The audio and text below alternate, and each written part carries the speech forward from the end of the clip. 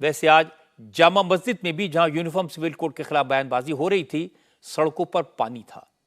पुरानी दिल्ली के ज्यादातर इलाकों में इस वक्त भी बाढ़ जैसे हालात हैं। हालांकि दिल्ली में यमुना का वाटर लेवल कल के मुकाबले कम हुआ है, लेकिन इस वक्त भी यमुना खतरे के निशान से करीब 3 मीटर ऊपर बह रही है।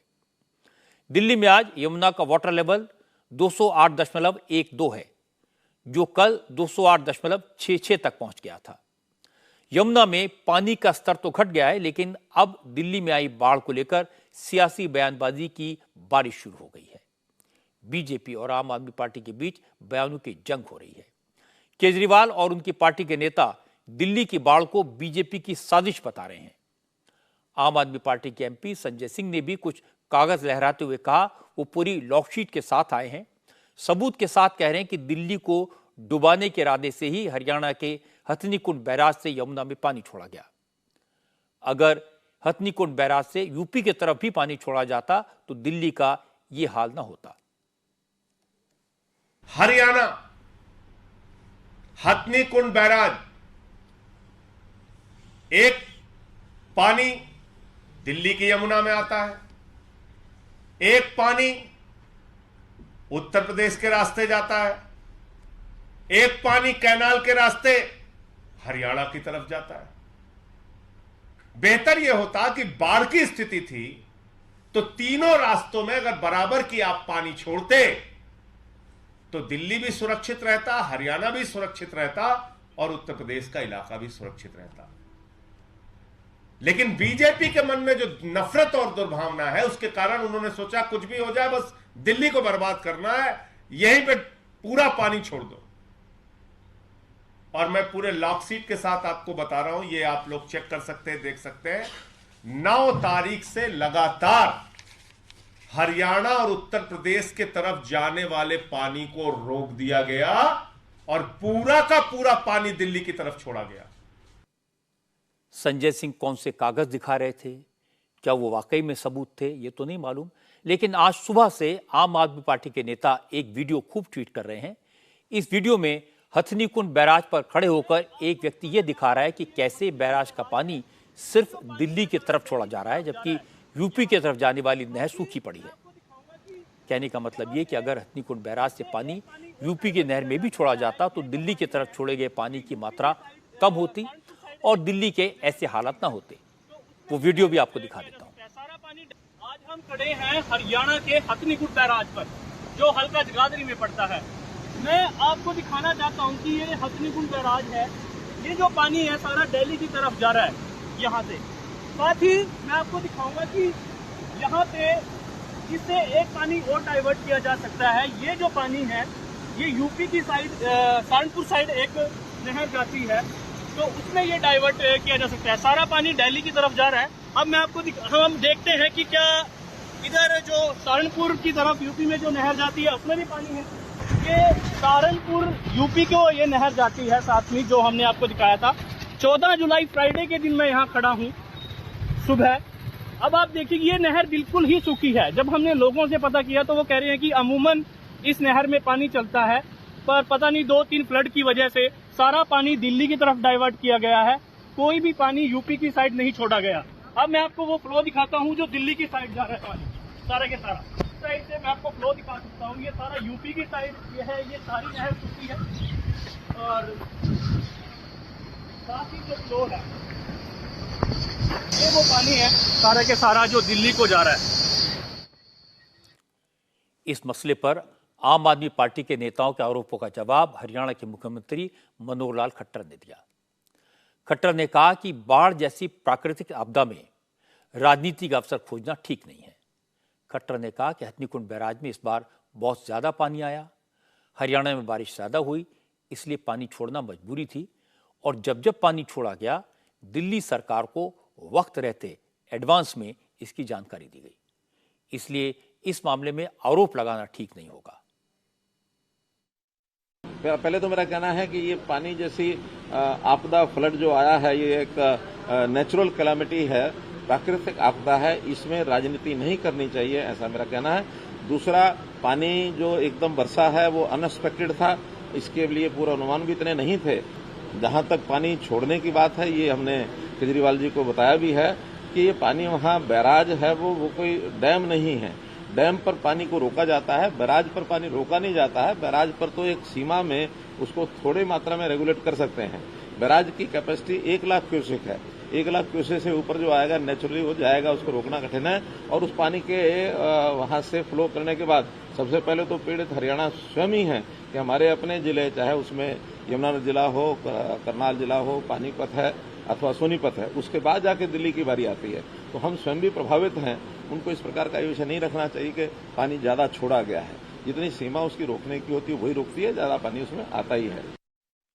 इस मुद्दे पर कांग्रेस ने भी केजरीवाल के रुख को गलत बताया। कांग्रेस के प्रवक्ता पवन खेड़ा ने कहा कि बीजेपी और आम आदमी पार्टी ब्लेम गेम खेल रहे हैं और इसकी वजह से दिल्ली की जनता डूब रही है। पवन खेड़ा ने कहा, केजरीवाल क्या चाहते हैं कि हरियाणा के लोग डूब जाएं? अगर केजरीवाल की सरकार ने दिल्ली के ड्रेन्स को साफ किया होता, यमुना की डीसिल्टिंग कराई होती, तो दिल्ली का यह हाल ना होता। इसी दोषारोपण के चलते दिल्ली की जनता को इसका खामियाजा भुगतना पड़ रहा है। अरविंद केजरीवाल जी ने एक पत्र लिखा कि हथिनी कुंड से पानी न छोड़ा जाए, अभी कैसे संभव हो सकता है? आप बताइए, कितना गैर जिम्मेदाराना, एक मुख्यमंत्री को शोभा नहीं देता इस तरह की बात करना। क्या हरियाणा के लोग डूब जाएं? ये कैसी बात थी? तो वहां से पानी छोड़ना ही था और आगे पानी को निकलना था। आपने अपने यहाँ डीसिल्टिंग नहीं की, नालों की रख रखाव नहीं रखते आप अपने इंफ्रास्ट्रक्चर का, तो उसका खामियाजा दिल्ली भुगत रहा है। अगर सही वक्त पे सड़क पर पूरी सरकार होती, काम कर रही होती, तो आज ये दिन दिल्ली को नहीं देखना पड़ता। कई कई दिनों तक पानी नहीं आना, बिजली कट जाना, कई जगहों पर करंट आ रहा है, आईटीओ पे खंभों में पानी भर रहा है, ऐसी ऐसी जगह जहां आप जैसा बता रहे हैं जहां पहले कभी पानी नहीं आया। तो ये ऐसे नहीं होता है। एक सरकार की पूरी गैर जिम्मेदाराना जो प्रकृति है वो दिखता है उसमें। नेताओं के बयान तो सियासी हैं, लेकिन हकीकत बताई अफसरों ने। यमुनानगर के सुपरिटेंडेंट इंजीनियर आरएस मित्तल ने कहा कि बैराज और डैम में फर्क होता है। बैराज पानी इकट्ठा करने का नहीं, पानी को रोकने का काम करता है। हथनीकुंड बैराज की कैपेसिटी 1 लाख क्यूसेक पानी की है, जबकि रोज का इनफ्लो इससे कई गुना ज्यादा था, इसलिए पानी छोड़ना मजबूरी थी। आरएस मित्तल के पास ही हथनीकुंड बैराज को ऑपरेट करने की जिम्मेदारी है। उन्होंने कहा, ऐसा नहीं है कि सिर्फ दिल्ली की तरफ पानी को डाइवर्ट किया गया। जब जैसी जरूरत पड़ी उस वक्त सेंट्रल वाटर कमीशन की गाइडलाइंस के मुताबिक ही पानी को छोड़ा गया। ऐसे देखिए, बैराज और डैम में फ़र्क यही है कि हथनीकुंड ये डैम नहीं है। डैम के अंदर स्टोरेज का प्रोविज़न होता है और ये बैराज है। बैराज में सिर्फ एक डाइवर्शन के लिए काम करते हैं, भी यहाँ से हम एक कंट्रोल्ड उसमें अपनी चैनल्स को चला पाएँ। वो भी एक जब तक एक लिमिटेड डिस्चार्ज हमारे पास आता है, जो कि पहले 70,000 क्यूसेक था। इस बार हमने वो CWC से रिक्वेस्ट करके उसको 1 लाख की तक हमने चैनल्स को चलाया है। उसके बाद क्योंकि रिवर यमुना का जो स्टीप फ्लो है इतना, उसके अंदर बोल्डर्स और पेड़ों के लोग्स और काफ़ी मटेरियल आता है। यदि हम उसको गेट्स नहीं खोलेंगे तो वो सारे के सारे स्ट्रक्चर को डैमेज कर देगा। और ये सब भी हम जो करते हैं वो CWC की गाइडलाइंस पे है। और जितने भी ये सभी हमारे इसके हथनीकुंड के टाइम जो पार्टनर स्टेट्स थे, उन सभी का MOU पे साइन भी हुआ है और वो CWC की ड्राइंग दी हुई है, उसी के हिसाब से बना हुआ है। तो इसमें हमारे पास ऐसा कोई मैकेनिज्म नहीं कि हम इस पानी को रोक पाए। दिल्ली में बाढ़ के सवाल पर सियासत का दूसरा इशू बना ITO पर बना बैराज। आज सुबह से दिल्ली के lieutenant governor VK Saxena, chief minister Arvind Kejriwal, Saurabh Bharadwaj, Atishi Singh समेत तमाम नेता ITO में यमुना पर बने बैराज का 2-2 बार दौरा कर चुके हैं। दावा यह किया जा रहा है कि अगर इस बैराज के सभी गेट वक्त रहते खोल दिए गए होते तो यमुना का पानी रिलीज हो जाता, दिल्ली में बाढ़ ना आती। अब सियासत इस बात पर हो रही है कि बैराज के जो 5 गेट बंद हैं वो जिम्मेदारी किसकी है। असल में हुआ यह कि ITO बैराज में कुल 32 गेट हैं। इनमें से 5 गेट जाम हो चुके हैं। कल जब दिल्ली में पानी भर गया तो अफसरों ने इन गेट्स को खोलने की कोशिश की, लेकिन वो जाम थे, खुल नहीं रहे थे। हालत यह हो गई कि गेट्स को खोलने के लिए NDRF को बुलाना पड़ा। फिर नेवी की मदद ली गई, गोताखोर बुलाए गए, जिससे पानी में काम करने वाले गैस कटर्स की मदद से गेट्स को काटा जा सके। 24 घंटे की मशक्कत के बाद आज शाम 5 गेट खोल दिए गए। लेकिन अब इस मुद्दे पर सियासत शुरू हो गई, केजरीवाल का इल्जाम है कि दिल्ली में आईटीओ पर बने बैराज की देखरेख और मेंटेनेंस की जिम्मेदारी हरियाणा सरकार की है। अगर इस बैराज का मेंटेनेंस ठीक से किया गया होता तो दिल्ली वालों को इतनी मुश्किलात न झेलनी पड़ती। यहाँ पे अभी हम आए हैं, हम देख रहे हैं कि यहाँ पे 5 गेट जो हैं, ये दोनों गेट बंद हैं, 5 गेट बंद हैं 32 में से, जिसकी वजह से पूरा पानी पूरे फ्लो के साथ जितना पानी दिल्ली में एंटर कर रहा है वो पानी बाहर नहीं निकल रहा। तो इस वजह से दिल्ली में पानी रुक जाता है तो पानी फैल जाता है चारों तरफ। हरियाणा सरकार मेंटेनेंस करती है सर इसका? हरियाणा सरकार इसका मेंटेनेंस करती है, लेकिन चूंकि दिल्ली में उनका कोई इंटरेस्ट नहीं है, इसके बाद इसकी कार्रवाई चालू करेंगे कि अगर वो हमें दे दें, हम उनसे निवेदन करेंगे कि हमें ही दे दें ताकि हम इसका मेंटेनेंस। आखिरी चीज एक और बता दें, कब से नहीं खुले हैं ये गेट? ये अब जब ऐसी बर्स्ट सिचुएशन हो गई है तब इनको खोला जा रहा है? सर दशकों से नहीं, कई दशकों से कह रहे हैं नहीं खुले हैं। सर तो दिल्ली सरकार की जिम्मेदारी नहीं बनती है कि उन्हें पहले से पता होना चाहिए था? ये नहीं, बताते हैं कि हरियाणा से कई बार रिक्वेस्ट की है लेकिन हुआ नहीं, तो इस बार जब ये आफत आई है तो हरियाणा से इस बार कहा जाएगा कि भाई देखो इस बार इतनी आफत आई, अब आप मान जाओ, आप दे दो। तो मैं बीजेपी का आरोप है कि ब्लेम गेम चल रहा है, आरोप प्रत्यारोप की सियासी हमने तो किसी को किया नहीं है, वही मैं कल से देख रहा हूँ, हमें गाली दे रहे हैं, वो देते रहे गाली, गाली देने में क्या रखा है। बीजेपी का कहना है कि चूंकि हरियाणा में भी बाढ़ की स्थिति है इसलिए हरियाणा सरकार अपने यहां के हालात को संभालने में लगी थी। यमुना में पानी छोड़ने से पहले दिल्ली सरकार को अलर्ट किया गया था, तो फिर दिल्ली सरकार को देखना चाहिए था कि क्या क्या इंतजाम करने हैं, कहां कहां कमियां हैं। कुल मिलाकर सियासत हो रही है, लेकिन यमुना पर बने बैराज के गेट अब तक नहीं खुले हैं। इसके अलावा सियासत का तीसरा इशू बना केजरीवाल की पार्टी का इल्जाम कि मुसीबत में फंसे लोगों की मदद के लिए केंद्र सरकार ने वक्त पर एनडीआरएफ की टीम नहीं भेजी और दिल्ली सरकार के मंत्री दिल्ली के अफसर से एनडीआरएफ को बुलाने की रिक्वेस्ट करते रहे, लेकिन अफसरों ने जवाब तक नहीं दिया। यह इल्जाम सौरभ भारद्वाज ने कैमरों के सामने दिल्ली के एलजी की बगल में खड़े होकर लगाया। हुआ यह कि आज केजरीवाल ने यह दिखाने की कोशिश की कि दिल्ली सरकार मुसीबत के वक्त सारे मतभेद भुलाकर एलजी के साथ मिलकर काम कर रही है। सुबह सुबह एलजी वीके सक्सेना, अरविंद केजरीवाल, सौरभ भारद्वाज और आतिशी सिंह सब साथ साथ आईटीओ बैराज का दौरा करने पहुंचे। दौरा तो ठीक से हो गया।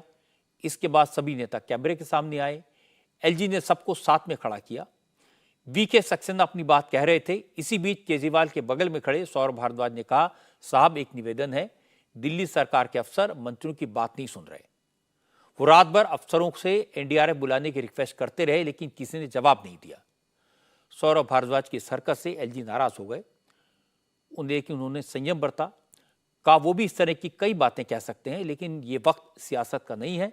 बेहतर होगा इस वक्त सब मिलकर काम करें। ये एक अनप्रेसिडेंटेड सिचुएशन है और जिसको हम लोग हैंडल कर लेंगे और सभी जो हैं इस पर मिलकर काम कर रहे हैं। सर एक निवेदन है छोटा सा। सर रात को भी मैंने कई ऑफिसर से स्पेसिफिकली रिक्वेस्ट की कि एनडीआरएफ को बुलाइए, बट सर वो माने नहीं रात को। अब आई है एनडीआरएफ, थैंक यू है, बट सर रात को आ जाती तो बेहतर हो जाता सर। अश्विनी जी को मैंने कहा, ग्रुप पे लिखा, सीएस साहब भी थे उस पे सर, थोड़ी सी मदद हो जाती सर। मैं सौरभ जी ये कहना चाहूँगा कि ये समय नहीं है कि हम किसी के ऊपर ब्लेम करें या कुछ और टिप्पणी करें। इस वक्त हमें एक टीम वर्क करने की ज़रूरत है। कहने के लिए मैं भी बहुत सारी चीज़ें कह सकता हूँ, लेकिन उसकी ज़रूरत नहीं है। हमें इस वक्त ये देखना है कि हमारे लोगों को कोई तकलीफ नहीं हो और जो प्रॉब्लम हमारे सामने है हम उसको सॉल्व करें। ये सारी चीज़ें बात को हो सकती हैं, हमें इतना समझना चाहिए। एनडीआरएफ की टीम का जहाँ तक सवाल है, सुबह मेरी 7 बजे आर्मी से बात हुई, होम मिनिस्टर साहब से बात हुई है और उन्होंने अपनी टीम को पहले भेजा है, उन्होंने असेसमेंट किया है। असेसमेंट करने के बाद क्या रिक्वायरमेंट है उसके काम शुरू हो गए हैं। तो हमको जो है थोड़ा सा समझदारी से काम करने की ज़रूरत है, सबको एक साथ मिलकर काम करने की ज़रूरत है। हालांकि इस मुद्दे पर केंद्र सरकार की तरफ से भी सफाई दी गई। State home minister Nityanand Rai ने कहा कि केजरीवाल को झूठ बोलने की आदत है, इसलिए उनके मंत्री इस तरह के आरोप लगा रहे हैं। हकीकत यह है कि 2 दिन पहले एनडीआरएफ की 12 टीमों को दिल्ली में स्टैंड बाय पर रखा गया था और कल से 15 टीमें दिल्ली में रेस्क्यू ऑपरेशन में लगी हुई हैं। कुल मिलाकर बाढ़ पर नेता बयानबाजी में लगे हैं, लेकिन दिल्ली के लोग अभी भी परेशान हैं। पुरानी दिल्ली के ज्यादातर इलाकों में अभी भी पानी भरा हुआ है। यमुना बाजार, monastery market, ISBT, Lal Qila, Gita colony, Daryaganj, Yamuna पुश्ता और यमुना खादर जैसे इलाके अभी भी पानी में डूबे हुए हैं। हालांकि यमुना का वाटर लेवल कम हुआ है, लेकिन दिल्ली के जिन इलाकों में पानी भरा है वो उतनी तेजी से कम नहीं हो रहा। इसके साथ साथ दिल्ली वालों को कुछ दूसरी मुसीबतों का सामना भी करना पड़ रहा है। जिन इलाकों में पानी है वहां बिजली के खंभों में करंट का खतरा है। आज 2-3 जगह ऐसी घटनाएं हुई। ये दिल्ली के कीर्तिनगर इलाके की तस्वीरें हैं। बारिश की वजह से सड़क किनारे लगे इलेक्ट्रिक बॉक्स में पहले स्पार्क हुआ और फिर आग लग गई। रात की बात है कि यहाँ पानी में करंट नहीं आया, किसी को नुकसान नहीं पहुंचा। इसी तरह का हादसा ITO इलाके में हुआ। सड़क पर बने पानी में करंट था और 2 लोग उसकी चपेट में आकर बुरी तरह झुलस गए। इसलिए मैं दिल्ली के लोगों से कहूँगा कि सावधान रहें, जहाँ पानी है वहाँ थोड़ा संभल कर जाएं। उस रास्ते को अवॉइड कर सकते हो तो अवॉइड करें। हालांकि हालात ऐसे हैं कि लोग खतरा बोल लेने के लिए मजबूर हैं, क्योंकि जगह जगह पानी भरा है। इसके बाद भी दिल्ली के लोगों को ऑफिस जाने के लिए घर से निकलना पड़ रहा है। हालत यह है कि पानी में बस चल रही है और बस में पानी भरा हुआ है। ये तस्वीरें DTC की एक बस की हैं। सीट पर 2-4 लोग ही हैं, लेकिन कंडक्टर उनसे भी खड़े होने को कह रहा है। पुरानी दिल्ली और यमुना के आसपास के इलाकों की हालत कल के जैसी ही है। ज़्यादातर मुश्किल इसलिए हो रही है कि जो इलाके यमुना से दूर हैं उनमें नालों के जरिए यमुना का पानी आने लगा है। नालों में बैकफ्लो हो रहा है। इसके अलावा दिल्ली में पानी की सप्लाई कम हुई है, क्योंकि कल दिल्ली को पानी की सप्लाई करने वाले तीनों वाटर ट्रीटमेंट प्लांट पानी भरने के कारण बंद हो गए थे। अच्छी खबर यह है कि आज देर शाम ओखला वाटर ट्रीटमेंट प्लांट ने काम करना शुरू कर दिया, लेकिन वजीराबाद और चंद्रावल के प्लांट अभी भी बंद हैं। इसलिए दिल्ली में पीने के पानी की कमी तो अभी कुछ नहीं रहेगी। पिछले 2 दिनों में दिल्ली का जो हाल हुआ उसे देखकर दिल्ली वालों को इतना तो समझ आ गया होगा कि भले ही दिल्ली को सिंगापुर बनाने के वादे किए गए हों, बड़े बड़े दावे किए गए हों, लेकिन हकीकत यह है कि दिल्ली का ड्रेनेज सिस्टम अभी भी अंग्रेज़ों के ज़माने का है। न नालों की सफाई टाइम पर होती है और न यमुना की डीसिल्टिंग। और राजनीतिक दल इसके लिए एक दूसरे को जिम्मेदार बताकर अपना फर्ज पूरा कर लेते हैं।